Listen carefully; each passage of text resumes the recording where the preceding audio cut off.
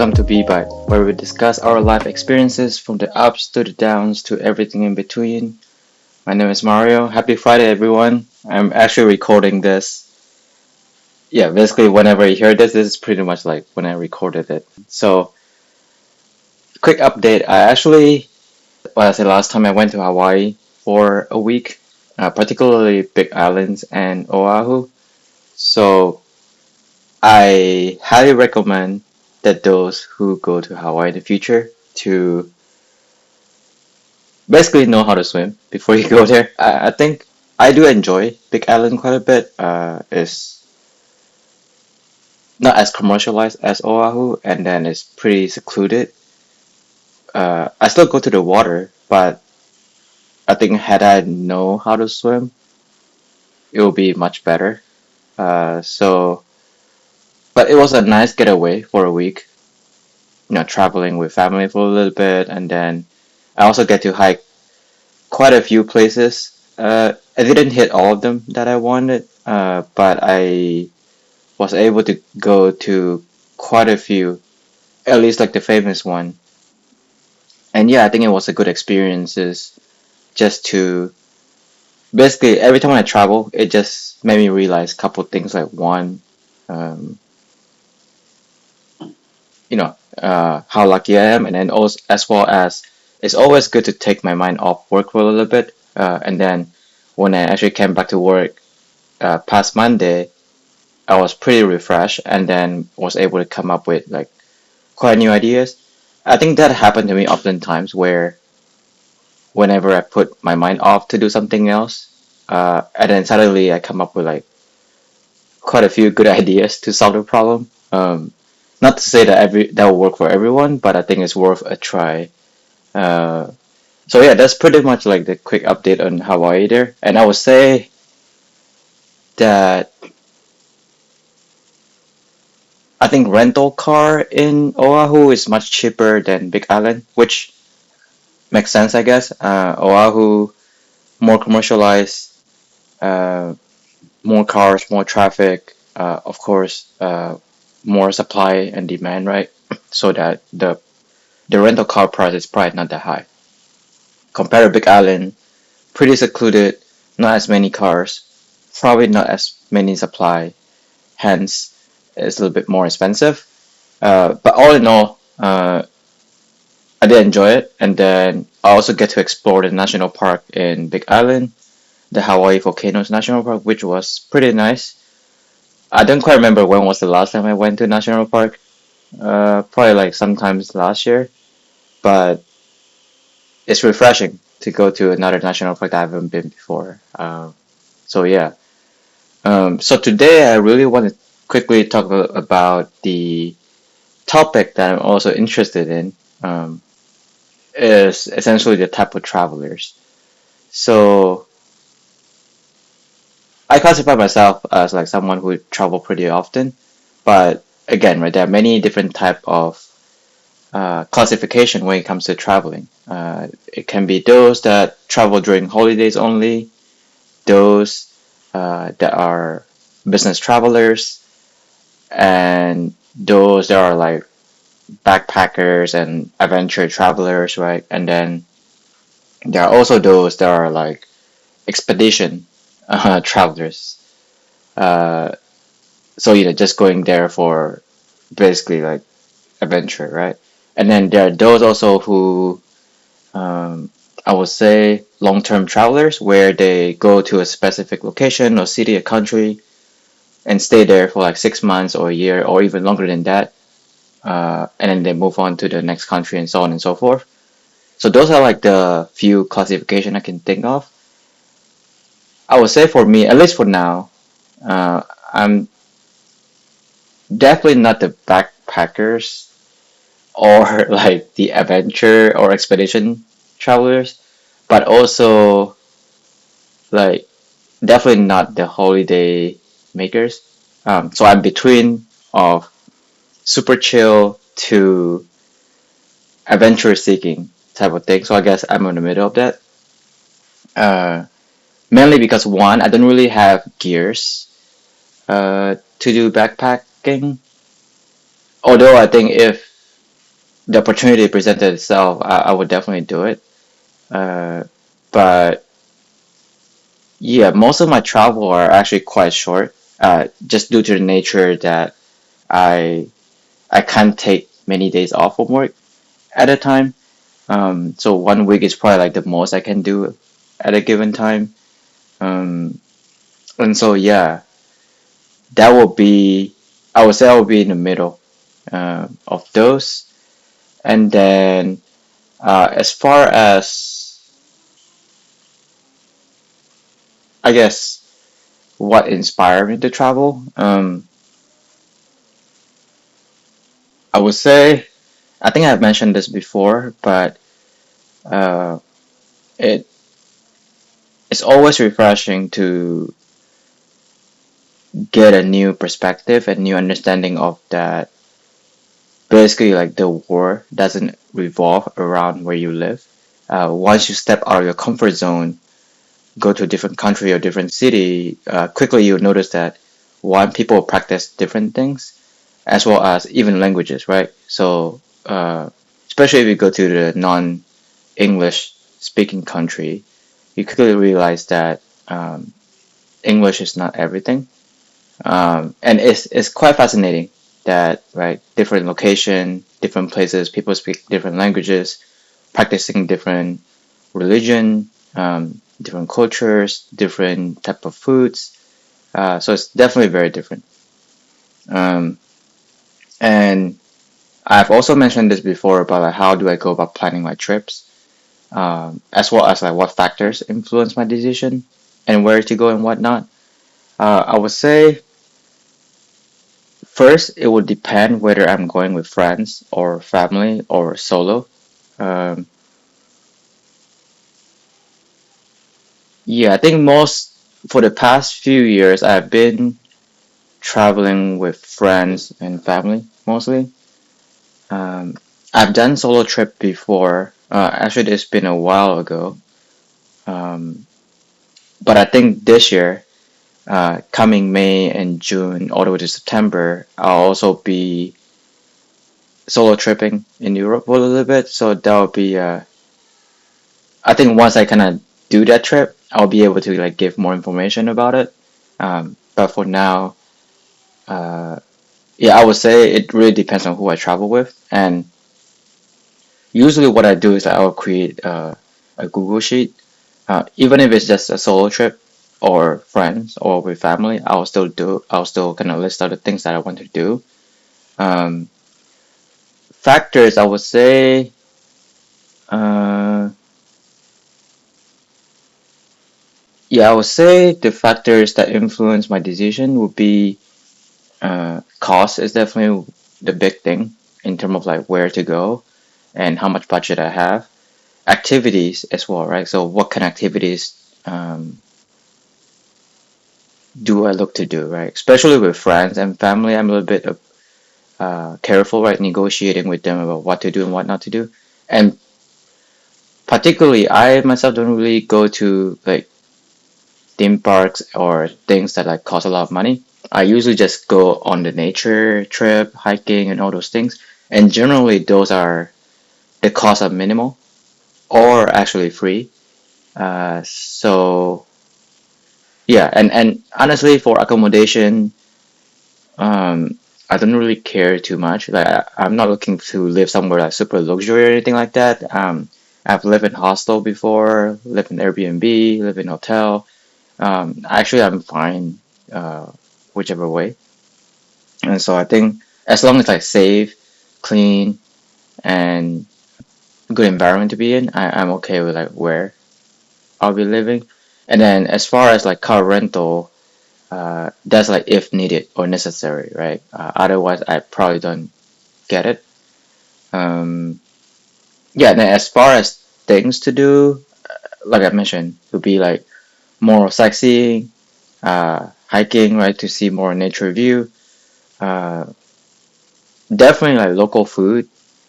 Uh, every time I travel, I try to find a local restaurant or like basically like the place that locals usually go. Like for example, in Hawaii, when I was in Oahu, yeah, basically drove to like very local Hawaiian kind of restaurant, and they only do takeout only. But basically, the food that they provided is like very local, and I actually enjoy that kind of experiences, just trying new things out, whether I like it or not. That's another question, right? But I think the main thing is like trying out different local food, experiencing local tradition, the culture, and so on. So that's kind of like what I aim to do mostly during the trip. And as far as like how many things I put when I go on vacation, it varies. I tend to put a lot of things on the things to do like every day during the trip, but like it's not something that I will force friends or family to like.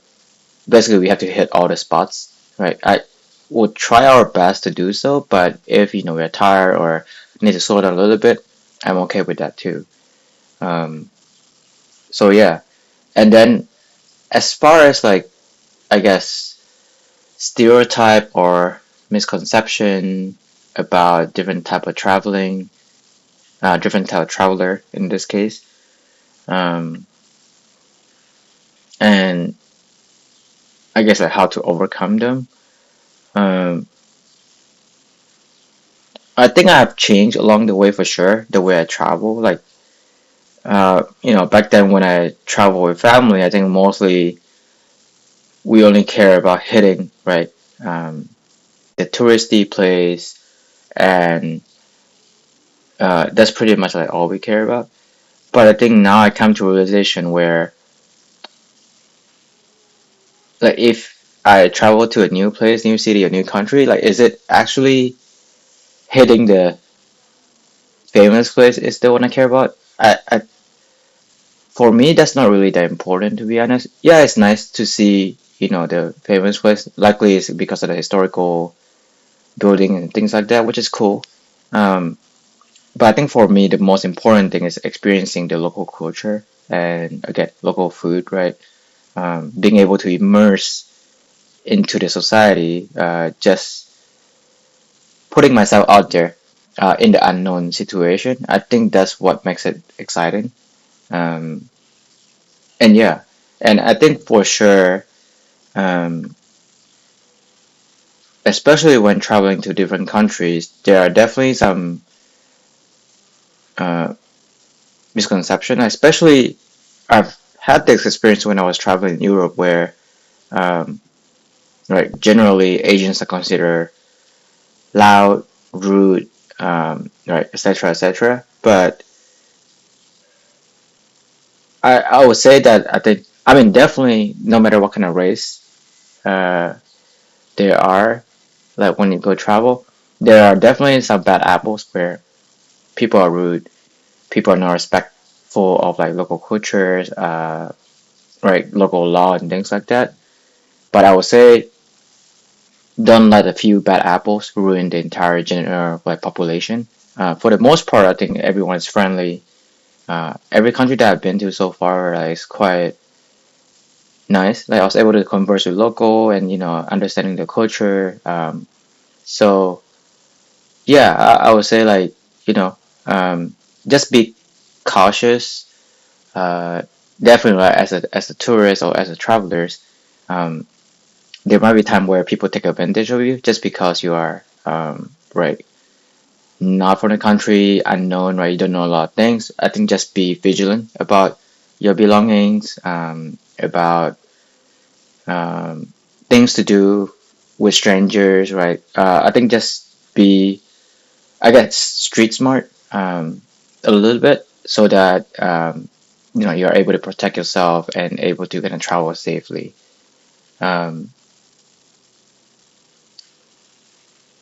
I guess the next important question would be like, how do I balance the desire for new experiences and then um, adventures, as well as like the practicalities of like budgeting and time management? Um, I think, but for time management, I think I usually try to do a lot of research before I go to somewhere, and so I roughly give or take, I kind of know like how much time it would take for each activity. Not to like climb it down to the T, like how much, what time I need to get in or get out, but like generally, I have a good estimate how long it would take. So I think that kind of helped me in terms of planning and time management. As far as budgeting, again, the activities that I do doesn't require a lot of money. Most of the cost comes basically involves around like the flight ticket, right, car rental, accommodation. Those are probably the three things I would say. Uh, but other than that, yeah, I don't really spend money in terms of like doing, some paid experiences unless I know this is like something like, for example, there are places that you can hike, but you can only hike with guides, right? So those are like something you must have to pay, right, for the experiences. So typically those are not super expensive either. So I think those are generally what I do. And then, walking around the city and things like that, those are generally free. Maybe a small train cost or, just cost to get there. But other than that, not really. So that's kind of the way I look about it. And and so some of the most memorable trips that I've taken for sure, I would say Alaska, and also a few countries in Europe, particularly last year and a few years before. When I went to Europe, I think it was quite a good experiences. Alaska, I would say, is very my expectation before going there with friends was just an okay level. Like I wasn't expecting too much out of it, but that was the first time I experienced this 18 hours of sunlight in a day, which I thought that was a little bit crazy. But and also funny that when we have so little like nighttime, like there are a lot of sunlight throughout the day, I don't feel tired when traveling. And there were a lot of new things that I was able to experience. So one, I was able to hike on a glacier with friends, which definitely new experiences to me. And I think it was pretty eye-opening, I would say. And the fact that we had to take like it's like a dirt, like old railroad that converted into a dirt road, and the ride was pretty bumpy for like 3 hours straight before we get to that national park and be able to hike the glacier. I think the experiences made it much more worthwhile, right? Imagine if we actually like had a bumpy ride for 3 hours and then the glacier hike was underwhelming. I think that would be pretty disappointing. But and I think overall, the three national parks that I visited with friends in Alaska was pretty memorable. And I would say we did a lot of things given a short amount of time, which uh, definitely something that I love to do. But uh, yeah, I think they require a lot of energy and good recovery to do all of those in one go, especially in like 1 week span. Um, for Europe, I would say for each country that I go to in Europe, it just feels like a different place. Uh, so what I mean by that is not necessarily the place is different, but it's more like the culture, the language spoken, the food.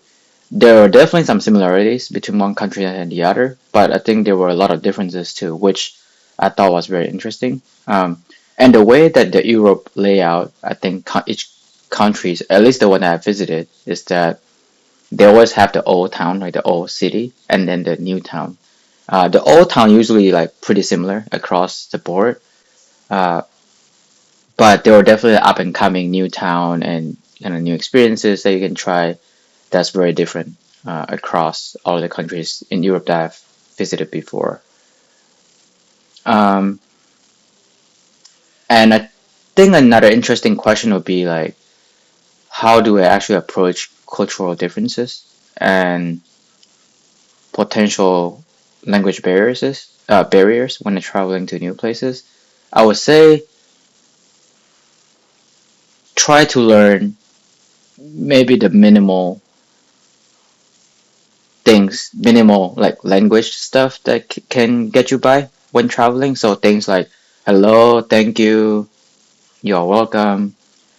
Like those three specific words, like you need to know. You don't have to like actually speak the language. I mean, it'll be great if you can speak one, but I think just, be courteous, uh, be respectful, right? And then cultural difference. I think this is a matter of like personal reasoning. Honestly, I'm very open when it comes to like cultural things as well as like religion and things like that. So I'm not really like, as long you don't have this kind of like judging mindset when you travel. And again, I think when you travel, you should have an open mindset, right? Because one, the this place that you travel to is definitely not probably not your country, and so you should be respectful, regardless of what others do, and follow the local law for sure, right? And kind of be respectful of everything. Um, and that's I think that's like a big point of traveling. You get to experience this different culture. So like if you're not open to different cultures to begin with, then I don't see a point why you want to travel there, right? So that's kind of like the logic that I have. Um, and advice to someone who is hesitant to travel or intimidated by the idea of exploring new destination. I would say start small. I've probably talked about this before, but let's say if you are from Los Angeles, California, you could go to local hikes to start with, and then branch it out to local national park if you have one, or state park, and then traveling to different city within the state. So, for example, from Los Angeles to San Francisco, San Jose, or from Los Angeles to Palm Spring, right? To just try to branch out a little bit, and then you can also start with one going the trip with friends or solo. Right? For solo, you probably have to do more research to make sure you're comfortable, to make sure you are safe. Keep your family and friends in the loop that you're traveling to that specific location for a certain time, right? Keep them posted at all time if you don't feel comfortable. And then from there, you can branch out, right? From city to state, state to different state, and from different state to different country, right? Even if you travel to different country, you can start with like countries that are well known as far as like safety and treat are more friendlier to tourists. So like Japan is definitely well known for that, right? Korea, I think both countries are relatively safe. Uh, Singapore, uh, and I personally think like most of the time it's pretty safe no matter where you go as long you are like aware of the surrounding, and then um, pretty much like the more you travel, the more experiences you have, the more kind of awareness that you have around safety and how to go about traveling to new places. Uh, yeah, so I would say don't feel intimidated. Start small and then branch out from there.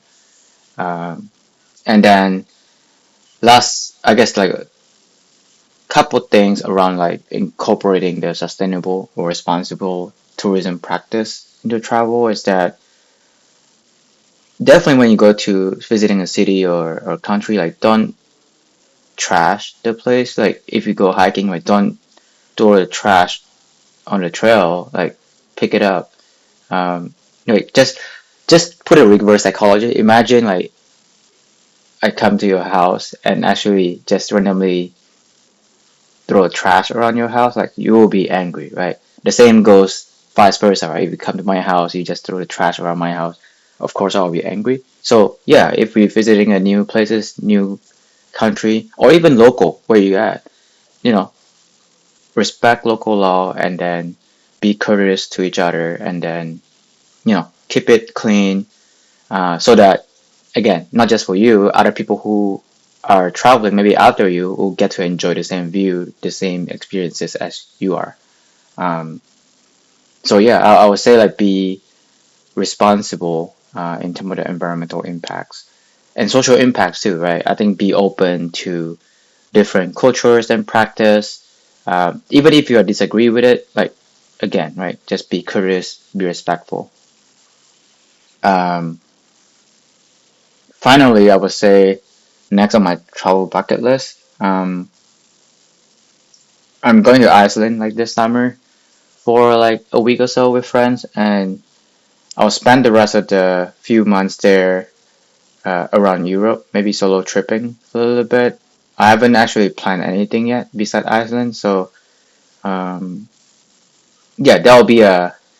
I would say that in itself will be a quite a experiences, and I'm looking forward to that. I think for now, um, yeah, I'm just happy to be back in LA after like a week in Hawaii. So uh, looking forward to the next trip for sure, and discovering even the next adventure um, on that like trip to Europe. And yeah, that's pretty much what I have today. And I hope you find this podcast helpful and hope it will spark conversation between you and your friend around right, what kind of traveler you are. Maybe it will spark your desire to go on a trip if you haven't gone to one yet. So, uh, yeah, otherwise, happy Friday. If you like this pod, send us email at bypod@gmail.com or follow us on Instagram, bypod, and we'll see you guys in the 2 weeks' time. Bye.